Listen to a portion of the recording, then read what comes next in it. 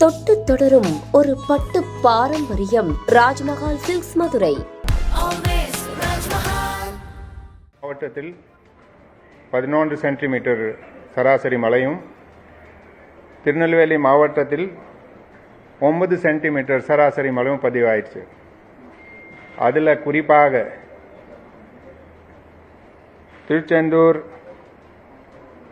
ஸ்டேஷனில் 23 சென்டிமீட்டரும், காயல்பட்டினத்தில் 21 சென்டிமீட்டர். இந்த 2 ஸ்டேஷனில் 18ஆம் தேதி காலையில் ரொம்ப அதிக மழை இருந்தது. ஆனால் 18ஆம் தேதி காலையிலேருந்து மத்தியானம் வரைக்கு அல்லது இன்றைக்கு காலையில் பதிவாய மழையில் அதிமிக கனமழை இந்த 2 ஸ்டேஷனில் பதிவாயிருக்கு. அப்படி பார்க்கும்போது காயல்பட்டினத்தில் 2 நாட்களில், அதுவும் குறிப்பாக 30 மணி நேரத்தில் 1186 மில்லிமீட்டர் 116 சென்டிமீட்டர் மழை பதிவாயிருக்கு. அதே மாதிரி திருச்செந்தூரில் 921 மில்லிமீட்டர் 92 சென்டிமீட்டர் மழை பதிவாயிருக்கு. ஏன்னா நேற்று மத்தியானில் இந்த மழை இல்லை. ஸோ ஒரு 30 மணி நேரத்தில் இந்த அளவுக்கு ஹிஸ்டாரிக்கல் ஈவெண்ட், வரலாறு காணாத மழை பெஞ்சிருக்கு. அதனால் பல பகுதிகளில் கிட்டத்தட்ட தூத்துக்குடி மாவட்டத்தில் உள்ள அனைத்து கடலோர் உள்ள கிராமங்கள் நகரங்களிலும், தாமிரபரணி ஆற்று ஓரமாக உள்ள கிராமங்கள் நகரங்களிலும் ஒரு மிகப்பெரிய ஃப்ளடிங் ஆயிட்டிருக்கு. அது கடந்த 2 நாட்களாக அது மீட்பு பணியில் சுமார் 350 பேர் மீட்பு பணியில் 130-50 நம்ம பணியாளர்கள் இருக்கிறாங்க. அதில் 1350. அதில் தமிழ்நாடு பேரிடர் மீட்பு படை 375, தேசிய பேரிடர் மீட்பு படை NDRF 250, பேரிடர் மீட்பு படையில் பயிற்சி பெற்ற காவலர்கள் 550, இந்திய இராணுவம் கப்பற்படை, இந்திய கடலோர் காவல் படை வீரர்கள் 168. ஆக மொத்தமாக 343 நபர்கள் இந்த படைகளில் இருக்காங்க. இதை தவிர மற்ற நம்ம காவல்துறையிலேருந்து அந்த 2 மாவட்டங்கள் மற்றும் அக்கம் பக்கம் உள்ள மாவட்டங்களில் அந்த காவல்துறையில் கூடுதலாக நம்ம காவலர்கள் இதை போக இந்த பணியில் இருக்கிறாங்க. ஸோ இதுவரைக்கும் நம்ம ஒரு 160 நிவாரண முகாம்கள் ஆரம்பிச்சிருக்கோம். அப்புறம் அந்த 160 நிவாரண முகாம்களில் 17,000 சுமார் 17,000 பேர், அதாவது கரெக்டாக கேட்டால் ஒரு 16,680 பேர்களை நம்ம அங்கேருந்து மீட்பி இந்த பாதுகாப்பான இடத்துக்கு கொண்டு வந்திருக்கோம். இதுவரை இன்றைக்கு மட்டும்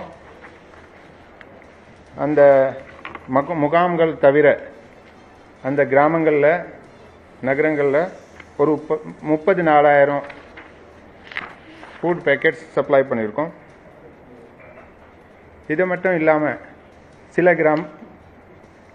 பல கிராமங்களில் மற்றும் சிறுவைகுண்டம் போன்ற நகரங்களில் நேரடியாக நம்ம இன்றைக்கு கூட படகு மூலமாக போக முடியல. ஸோ காலையில் இந்த ஹெலிகாப்டர் மூலமாக ஒரு 9 ஹெலிகாப்டர்ஸ், ஆர்மி, நேவி, ஏர்ஃபோர்ஸ், அதாவது air force, navy and cost card, இவங்க 9 ஹெலிகாப்டர் மூலமாக ஒரு 11 நடை மூலமாக ஒரு 13,500 கிலோ சாப்பாடு சப்ளை பண்ணியிருக்கோம்.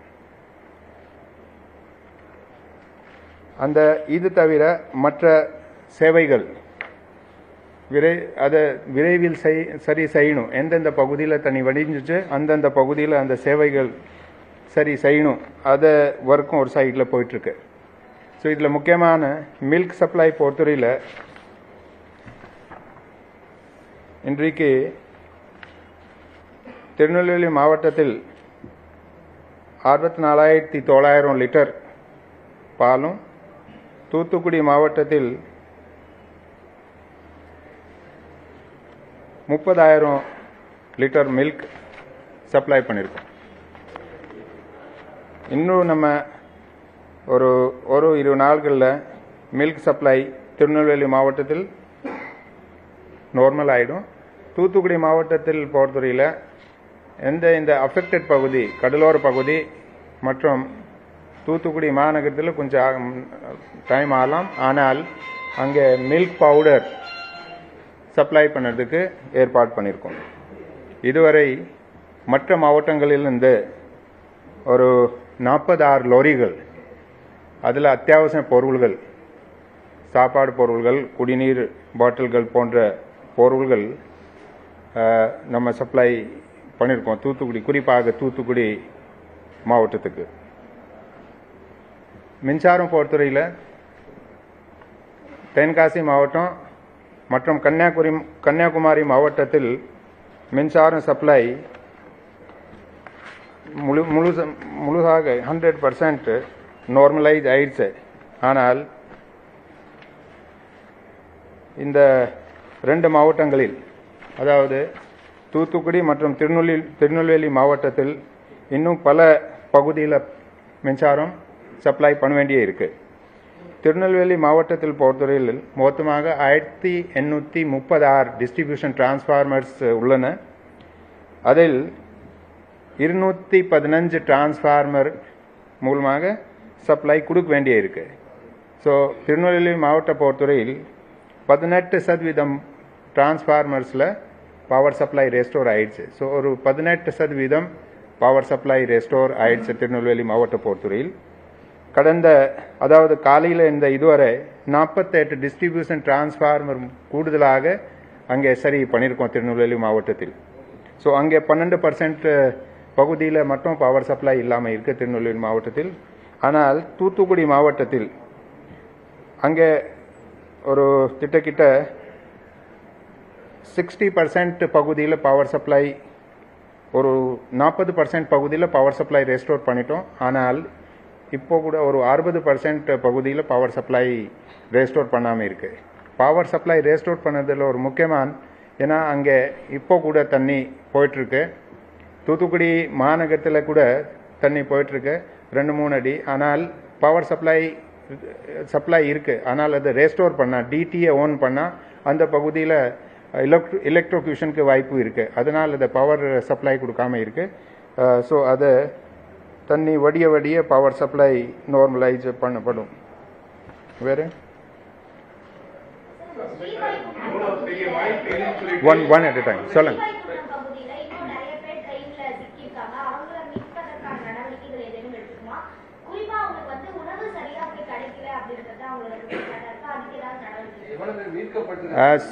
ஸ்ரீவைகுண்டம் போலீஸ் ஸ்டேஷன் பொறுத்தவரையில் நேற்று மத்தியானம் வரை மழை.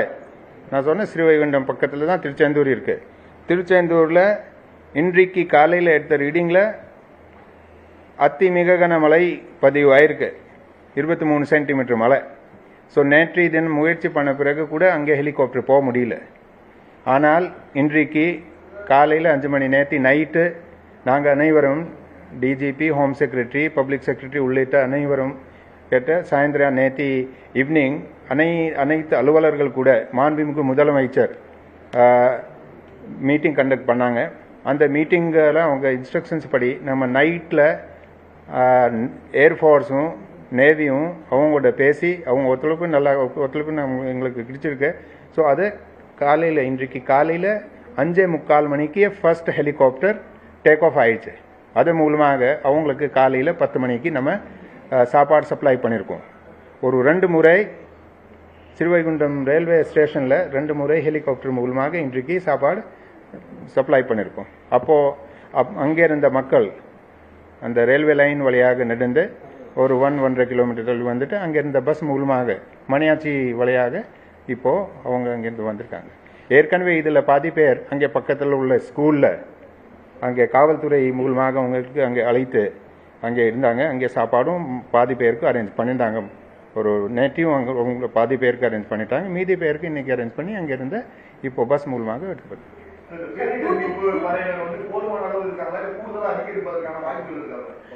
இப்போ போதையான அளவுக்கு நம்ம ஆட்கள் இருக்கிறாங்க. படகுகள் கூட அதை இருந்தது. ஏன்னா தூத்துக்குடி நகரத்தில் இருந்த படகுகளை எடுக்க முடியல. பல ரோட் சாலைகளில் தண்ணீர் இருந்தது. அப்புறம் அந்த மீனவர் நண்பர்கள் போகிறதுக்குள்ள அவங்களுக்கும் அவங்க பகுதியும் அஃபெக்ட் ஆயிடுச்சு. ஸோ அதனால் பக்கத்தில் உள்ள கன்னியாகுமரி மாவட்டம், திருநெல்வேலி மாவட்டம், அப்புறம் வடக்கு தூத்துக்குடியுடைய வடக்கு பகுதிக்காக, தூத்துக்குடி மாநகரத்துடைய வடக்கு பகுதிக்காக ராமநாதபுரம் மாவட்டத்தில் படகுகளை அரேஞ்ச் பண்ணி இப்போ ஒரு 323 படகுகள். காலையில் பேசும்போது நம்ம 279, இப்போ 323 படகுகள் அந்த சர்வீஸில் இருக்குது. ஸோ இதில் அந்த ஆட்கள் போகிறதுல ஏற்கனவே நம்ம பல டிஸ்ட்ரிக்ஸில் அந்த கூடுதலாக இன்றைக்கு கூட கூடுதலாக நம்ம ஸ்டாஃப் மொபிலைஸ் பண்ணி அந்த டிஸ்ட்ரிக்ஸ்க்கு அமைச்சிருக்கோம்.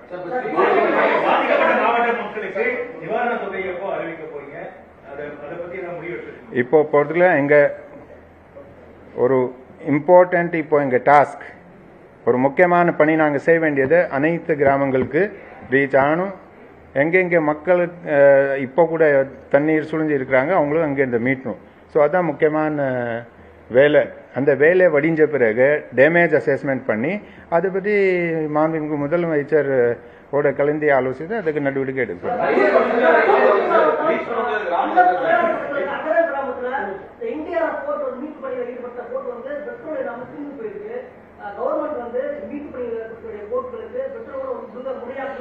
அப்படி சரி இல்லை, அந்த மாதிரி சொல்றது அது தவறு.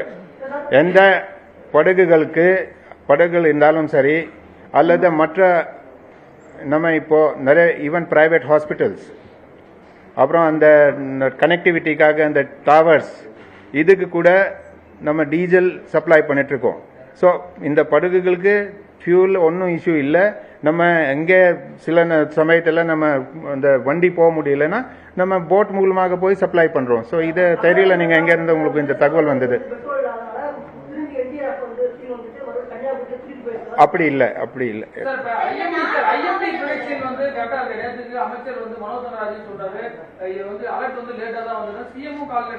சரி, நான் சொல்கிறேன் ஐஎம்டி ப்ரிடிக்ஷன் பற்றி. ஐஎம்டி ப்ரிடிக்ஷன் ஆங்கிலத்தில் சொல்கிறேன். Isolated heavy to very heavy rainfall with extremely heavy rainfall at 1 or 2 places. அதாவது ஐசோலேட்டட்னா சில இடங்களில்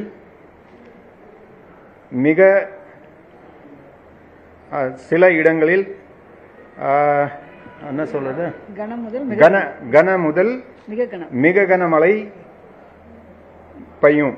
ஒரு 2 இடங்களில் அதிமிக கனமழை பெய்யும். இதுதான் ஃபோர்காஸ்ட். ஸோ இந்த ஃபோர்காஸ்ட் படி நாங்கள் ரெடி பண்ணது அதிமிக கனமழைக்கு ரெடியாக இருந்ததும். இந்த மாதிரி இப்போ மழை பெஞ்சிருக்க நான் சொல்லியிருக்கேன். காயல்பட்டின பகுதியில் ஒரு 2 நாளில் சுமார் 115 சென்டிமீட்டர் மழை. இந்த மாதிரி மழைக்கு எந்த முயற்சி எடுத்தாலும், கடற்கரையில் கப்பல் இருந்தாலும் கூட அதுக்கு நம்ம ஒன்றும் செய்ய முடியாது.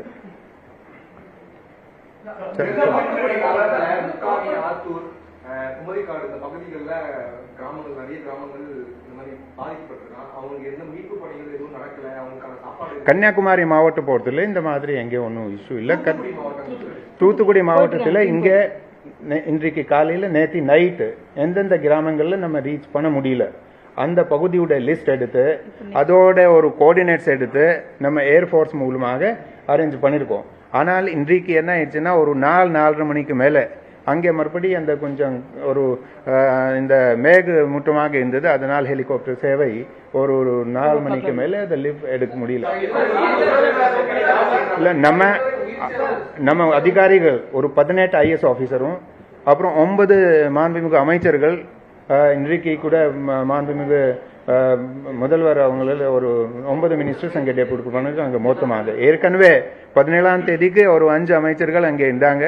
கூடுதலாக 4 அமைச்சர்களை டெபுட் பண்ணி இந்த 9 மாண்புமிகு அமைச்சர்களுடைய தலைமையில் அந்தந்த பகுதியில் ஒரு 18 IS ஆஃபீஸர் அண்ட் நிறைய பணியாளர்கள் நம்ம டெபுட் பண்ணி அது மூலமாக நம்ம அனைத்து பகுதியில் ரீச் ஆகணும். நம்ம அதிகாரிகள் இங்கே மட்டும் ஒரு ஆஃபீஸில் உட்காந்துட்டு மானிட்டர் பண்ணும் அது மட்டும் இல்லை.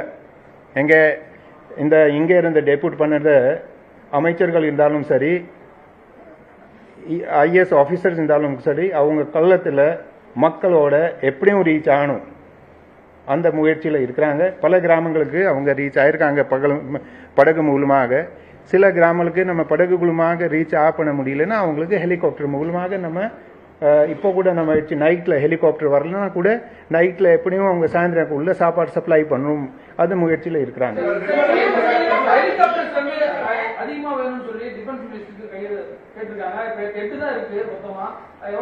இல்லை 9 ஹெலிகாப்டர்ஸ் அந்த இன்னைக்கு ரிக்வெஸ்ட் மாண்புமிகு முதலமைச்சர் அவங்க கொடுத்துருக்காங்க. அப்புறம் இப்போ 9 ஹெலிகாப்டர்ஸ் அண்ட் ஒரு 10வது ஹெலிகாப்டர்ஸ் வர்றதுக்கு வாய்ப்பு இருக்கு. இதுவரைக்கு டோட்டல் ஒரு 10 உயிரிழப்பு ரிப்போர்ட் ஆயிருக்கு. திருநெல்வேலி மாவட்டத்தில் 7, தூத்துக்குடி மாவட்டத்தில் 3.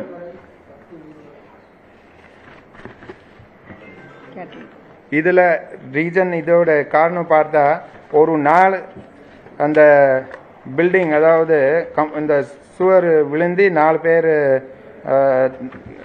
சேர்த்துருக்காங்க. அது தவிர எலக்ட்ரோக்யூஷன் அதில் 2 பேர், அந்த 2 பேர் எலக்ட்ரோக்யூஷனில் 4 பேர் இதில் 3 நபர்கள் ஓடு வீடு இடிந்த இருப்பு, 2 நபர்கள் எலக்ட்ரோக்யூஷன், அப்புறம் வெள்ளத்தால் அடித்த செயல்பட்ட இருந்த விட்டர் 3 பேர், அப்புறம் drowning 1, so and 1 natural death. So வெள்ளத்தால் அல்லது வெள்ளத்தால் 4 நபர்கள், இதை வீடு இடிந்த இருப்பு 3 நபர்கள், அப்புறம் எலக்ட்ரோக்யூஷன் இடினால் 2 நபர்கள், அப்புறம் ஒருத்தர் அது ஒரு நேச்சுரல் டெத். ஸோ ஆக மொத்தமாக 10 ரிப்போர்ட் ஆயிருக்கு. சென்னையும் இந்த இது கம்பேர் பண்ண முடியாது. ஏன்னா சென்னை ஒரு 100% அர்பன் ஏரியா. இந்த பகுதி அதில் சென்னையில் கனெக்டிவிட்டி உதாரணமாக பார்த்தீங்கன்னா சென்னையில் நம்ம கனெக்டிவிட்டி இஷ்யூ ஒரு அளவுக்கு அப்போ ப்ராப்ளம் ஆயிடுச்சு. ஆனால் இவ்வளோ இல்லை. ஆனால் இங்கே சில கிராமங்களில் கனெக்டிவிட்டி இல்லை, ஒரே டவர் இருக்கும். சென்னையில் நீங்கள் பார்த்தீங்கன்னா இங்கே ஒரு 2-3 கம்பெனியோடைய டவர் இருக்கும். ஒரு கம்பெனி சிக்னல் போயிடுச்சுன்னா இன்னொன்று கம்பெனியோடைய சிம் எடுத்து நம்ம பேசிக்கலாம். ஆனால் அங்கே அப்படி இல்லை. ஏதோ ஒரு ஊரில் ஒரு கம்பெனியோடைய டவர் தான் கிடைக்கும். ஸோ அங்கே என்ன பண்ணியிருக்கோன்னா நம்ம காவல்துறை மூலமாக நம்ம டிஜிபி இங்கேருந்து 200 வயர்லெஸ் செட்ஸ் தூத்துக்குடி மாவட்டத்துக்கு கூடுதலாக ப்ரொவைட் பண்ணி அந்தந்த கிராமங்களில் ஒரு காவலரில் அந்த வயர்லெஸ் செட் கொடுத்துட்டு அது மூலமாக நம்ம கனெக்ட் பண்ணலாம். ஸோ அதை முயற்சி பண்ணியிருக்கோம்.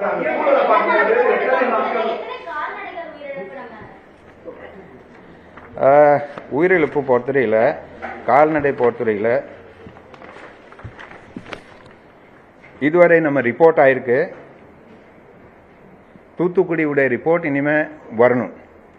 திருநெல்வேலி மாவட்டத்தில் 23 எருமை, தென்காசி மாவட்டத்தில் 3 எருமை, ஆக மொத்தமாக 27 எருமை, 297 ஆடுகள்,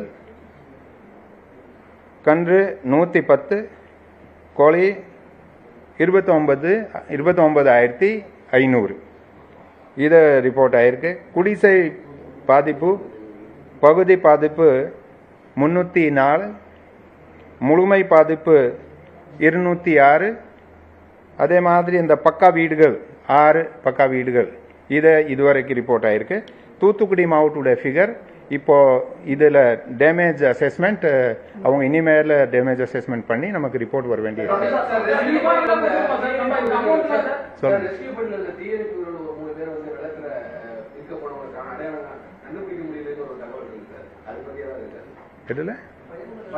ஃபயர் சர்வீஸ் நேற்று அவங்க மீட்பு பணிக்கு போனாங்க. அவங்க கனெக்டிவிட்டி போயிடுச்சு. ஸோ அப்போ அவங்களை கான்டாக்ட் பண்ண முடியல. ஸோ இன்றைக்கு அவங்க ஒரு ஊரில் இருந்தாங்க. ஸோ அவங்க சேஃபாக இருக்கிறாங்க. சார், இப்போ இந்த அந்த சூழலை பார்க்கும்போது எத்தனை நாட்கள்ல அந்த பகுதி வந்து இயல்பு நிலைக்கு திரும்புவதற்கான வாய்ப்பு இருக்கு? எத்தனை நாட்கள் நம்ம அந்த வேலையை முடியும்? இதை ஃபுல்லாக முழுசாக எந்த அளவுக்கு அங்கே பாதிப்பு இருக்கு, சில பகுதியில் பார்த்தீங்களன்னா ஏன் போக முடியலன்னா அங்கே ரோடு கட் ஆயிடுச்சு. சிறுவைகுண்டம் சுற்றி உள்ள எல்லா ரோடு டேமேஜ்டு, ரோடு பிரீச் ஆயிடுச்சு. தூத்துக்குடியில் இந்த திருநெல்வேலி போகிற வழியில் அந்த ஏர்போர்ட் பக்கத்தில் ஒரு 120 மீட்டர் அளவுக்கு அந்த நேஷனல் ஹைவேஸ் வாஷ் அவுட் ஆயிடுச்சு. அந்த அளவுக்கு தண்ணி போயிருக்கு. ஸோ அதனால் இதை ஃபுல்லாக அசஸ் பண்ணி அப்போ தான் சொல்ல முடியும் எவ்வளோ நாள் இதாகும்.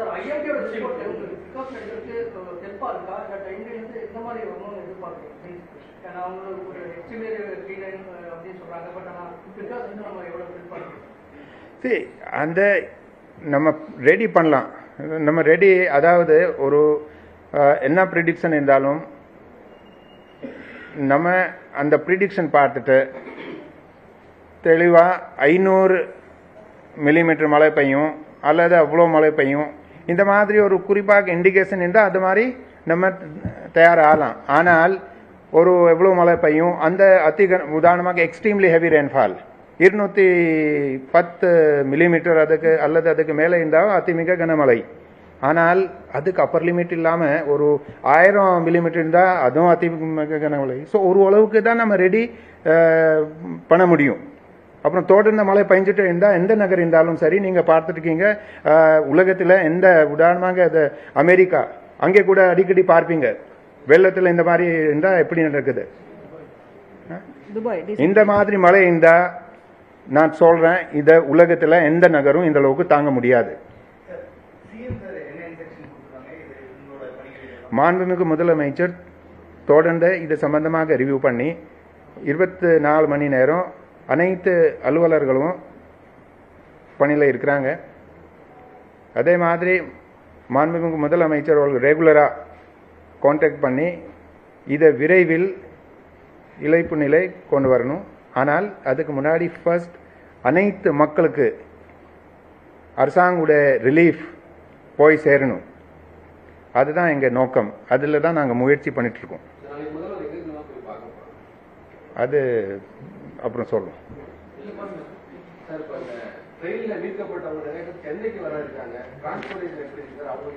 டிரான்ஸ்போர்ட்டேஷன் ஏற்கனவே பஸ்ஸஸ் அரேஞ்ச் பண்ணியிருக்காங்க. ஸ்பெஷல் ட்ரெயின் ஒரு இந்த ரயில்வேல அரேஞ்ச் பண்ணியிருக்காங்க. அப்புறம் இப்போ இன்றைக்கு நைட் கூட அந்த சாப்பாடு சப்ளை பண்ணுறதுக்கு இப்போ ஒரு கிட்டத்தட்ட ஒரு 25,000 ஃபுட் பேக்கெட்ஸ் நம்ம ரெடியாக பண்ணிட்டுருக்கோம். இது ஃபுட் பேக்கெட்ஸ் தான் அங்கங்கே சப்ளை பண்ணுறோம். அது தவிர அனைத்து முகாம்களில் உள்ள மக்களுக்கு சாப்பாடு சப்ளை பண்ணுறோம். பல பகுதியில் அங்கங்கே நம்ம பல்கில் சப்ளை, அதாவது ஒரு நம்ம முகாமில் இல்லை, ஆனால் ஒரு வீட்டில் 50 பேர் இருக்காங்க, 60 பேர் இருக்காங்க, அங்கேயும் நம்ம குக் பண்ணி அவங்களுக்கு சாப்பாடு சப்ளை பண்ணுறோம். அது நம்ம பேசணும். ஆனால் சில சமயத்தில் அதில் அந்த ஃபுட் ட்ராப் பண்ணுறதுக்கு சில வசதிகள் தேவை இருக்குது. அந்த வசதிகள் அந்த மெயினாக அந்த ஹெலிகாப்டர்ஸ்னால் அந்த டிரான்ஸ்போர்ட்டேஷன் நம்ம பேசஞ்சர் டிரான்ஸ்போர்ட்டுக்கு மட்டும் யூஸ் பண்ணுறாங்க. ஆனால் அந்த ஹெலிகாப்டர்ஸில் நம்ம இதில் பார்த்தீங்களா எப்படி ஃபுட்டு கீழே போகணும், அங்கேருந்து ரெஸ்க்யூ பண்ணணும்னா மேலே தூக்கணும், அந்த ஃபெசிலிட்டிஸ் இல்லாமல் இருக்குது. ஆனால் நம்ம முயற்சி பண்ணோம். ஆனால் இந்த வசதி இல்லாதனால் அது இந்த காரியத்துக்கு யூஸ் ஆகாது. Okay, thank you. தொட்டு தொடரும் ஒரு பட்டு பாரம்பரியம். ராஜ்மஹால் சில்க்ஸ், மதுரை.